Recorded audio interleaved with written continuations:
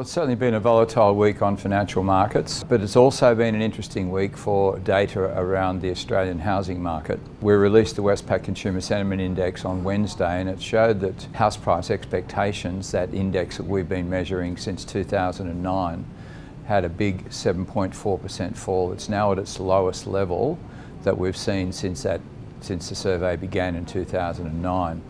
In particular, we saw a 20% fall in confidence in the Victorian market. That's now down at a level of around 88, which is comparable to the New South Wales level of 88. That's not the lowest we've seen for states. We saw the lowest we'd seen was around a 78 measure on average for Perth a few years ago, before that Perth market went into a number of years of house prices falling. That lack of confidence in prices also reflected in new lending data this week. We saw a further fall in new lending to investors and to owner-occupiers. Investor new lending now is down 27% on our estimate over the last 12 months and 35% from its peak in December 16.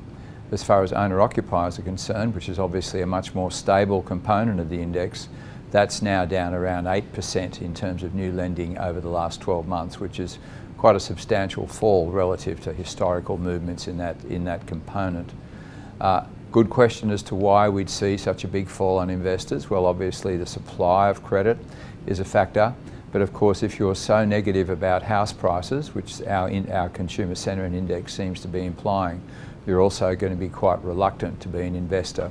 And then of course we have the uncertainty around tax changes, which will be resolved at the next federal election.